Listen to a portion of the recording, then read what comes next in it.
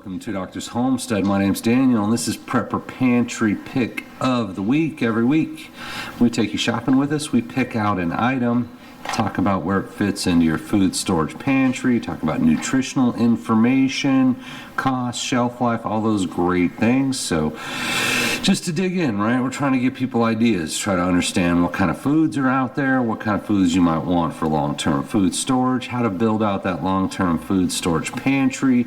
Certainly cost is one factor. I know we've had some comments saying, oh, it's all about cost, not health.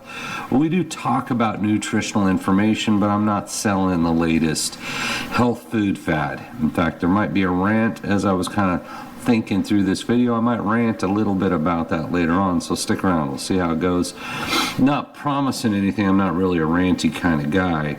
But is it healthy? It's food. It's calories. It has nutrients in it, right? We'll get to that. Don't want to rant quite yet on that. So when we talk about food storage pantry, we're not talking about hoarding food, right? It's not the purpose, not why we're talking about this. We're talking about building out your pantry. There's a great book, Year Without a Grocery Store, that talks about things like short-term, mid-term, long-term pantry. And it's really about how to organize your food by shelf life, but also how to analyze the calories and the nutritional information to understand how much food you even have stored, right? We're not saying go out and buy all the boxes of long grain wild rice on the shelf and save them forever. But I think it's good to know how much food you actually have at home, right? Especially on the prepper side. What if there's a disaster? What if there's an emergency? What if going to the grocery store is not an option, right? So you're going to want to have a little bit of food stored. But even if you're not interested in all of that, you still might want to know how much food do I actually have stored? How many calories is this, if this is all I have? And yet you can look on the back and do servings per container times calories, and that's part of what we're doing, not all of it. But just to understand, right, how much food do you have? How do you organize the food?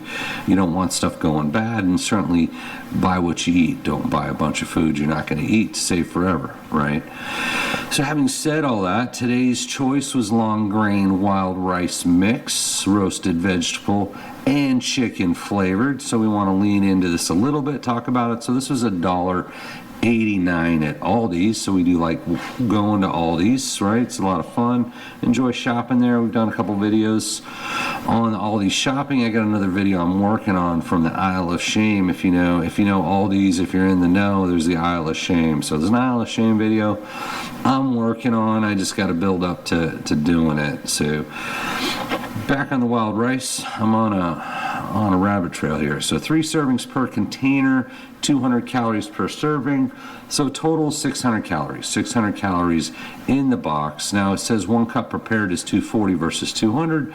They assume you're adding olive oil, right? So I'm not telling you stuff that's outside the box, but if you follow the instructions, you add the olive oil, maybe add something else, right? As you add stuff to it, that changes the nutritional information. So 600 calories. So if you wanted to live on long grain wild rice, maybe you're camping, maybe you're stocking out your bunker, 600 calories is about a third. So when we talk about daily nutritional requirements, sometimes we use the number 1200, which is considered the starvation level. You want to stay above that. Or 2,000 calories is considered the standard daily diet. So this, I said 3 boxes. So for my math, I'm doing 3 boxes, which is 1,800 calories. That's close to 2,000. You have to eat what makes sense for you, right? Know your own body, know your metabolism. Eat a healthy diet, right? Eat what makes sense for you. I'm not trying to tell you how many calories to eat in a day, but if you ate 3 boxes, if you bought 3 boxes, ate 3 boxes, that's 1,800 calories. That's close to that 2,000 calorie line. It's above the starvation level. Costs you $5.67, and the total product weight is about 18.9 ounces, and that'll come up here a little bit later on. So in doing the nutritional information, which is 1 serving times 3 times 3, you would be having 4.5 grams of fat, and that's 9% of the daily. So if that's all you ate, that's pretty low. So you'd say long grain wild rice is low fat. There is some fat in the box, but it's low fat.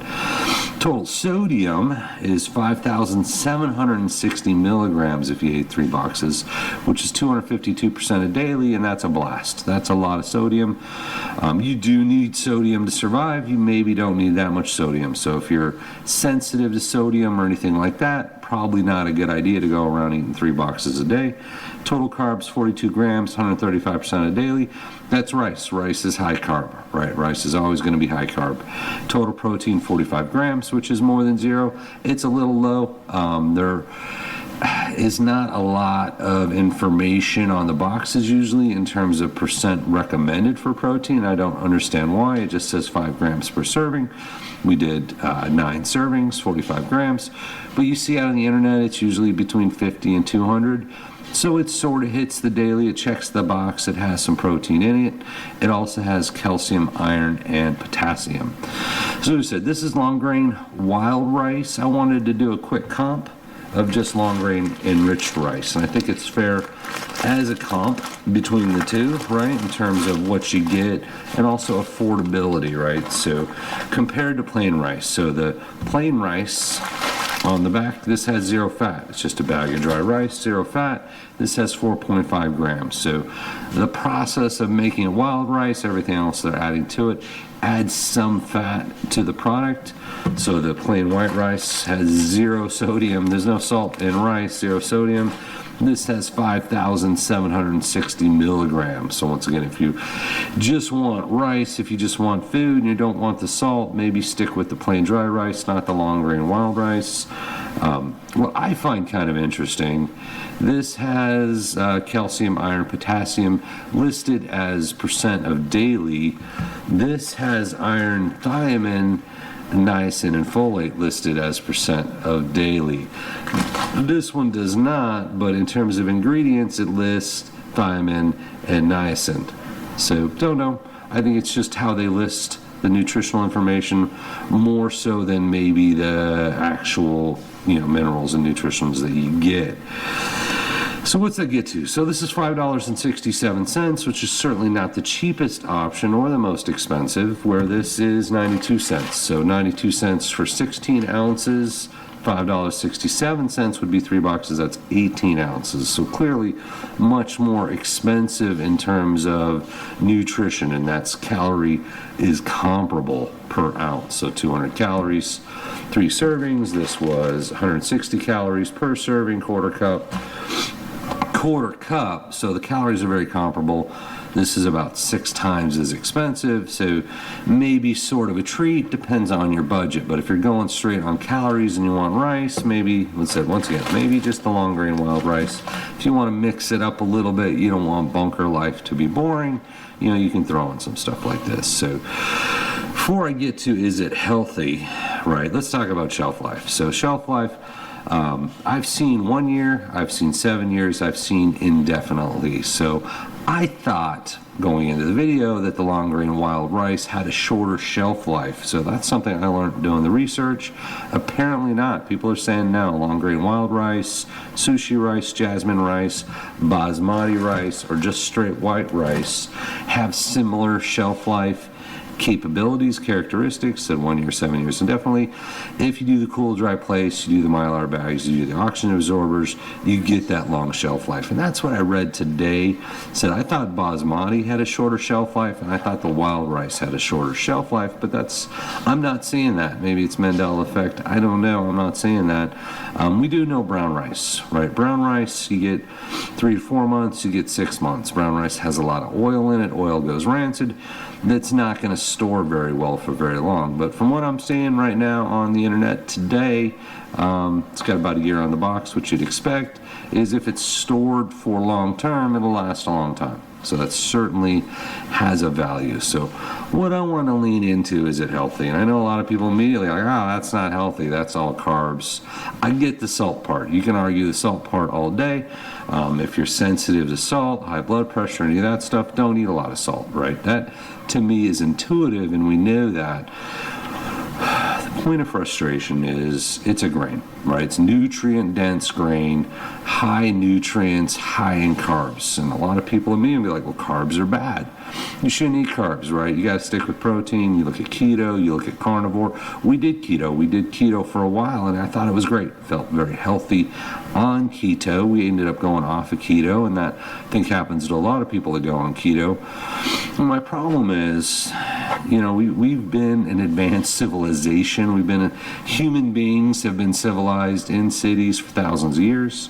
Vast technological advancements, from the microscope, super microscopes, hadron collider, vast advanced technology, the phones, all this technology, all this scientific advancement, all the medical technology. Yet if you get 10 people together in a room, I think you're going to have 5 different versions of what's healthy to eat. And I don't get, maybe I do get why we don't know. We should just know. We should just know what's healthy. Are carbs good or are carbs bad, right? Because they say it's healthy, nutrient-dense grains, and grains are supposed to be good. All grains are supposed to be good. Now grains are bad. You're supposed to eat meat, or you're not supposed to eat meat, right? You're supposed to eat vegetables. You're not supposed to eat vegetables. You're not supposed to eat animal products. Eat butter, eat margarine. Don't eat butter, don't eat margarine, right? I mean, to me, it kind of boggles the mind that as a species, we still don't seem to know what's actually healthy for us, which is pretty wild. I don't get that. It makes no sense at all. Got a can of dog food, right? Wildology, it's a good brand, right? As long as you're feeding good brands, I could feed this can to my dogs every day, same can for the rest of their lives, and they would have happy, healthy lives. Same can, right? Same can. I get there's people that are going to disagree with that too and say, oh, you should feed raw, you should feed this, you should feed that. But on the whole, as a species, we've agreed that you get quality food, not the junk, and that's it. They can eat the same can every day the rest of their lives. I can't eat this every day, all meals a day for the rest of my life. Probably not healthy, right? I'm not saying this is unhealthy. Too much of a good thing, and that's what I don't get. I don't understand as a species why we don't know at this point what is healthy, right? So you get 10 people in a room, you're going to get 5 different versions of what you should eat, whether it's South Beach diet, whether it's Atkins, whether it's keto, I said carnivore, vegan, vegetarian, whatever it is, Mediterranean. We just don't know, and that confuses me, right? So that's my little rant at the end. Either way, is this an option? Absolutely, right? We like the long-term shelf life. I think it is good nutrients. If you're going cheaper and more compact, certainly cheaper. Just get the regular bag of wild rice, store it properly, lasts forever. If you don't do carbs, don't do carbs, right? Rice is carbs. So that's certainly your choice. That's your decision. Let me know. Let me know what you think. As always, thank you for watching, and we appreciate you.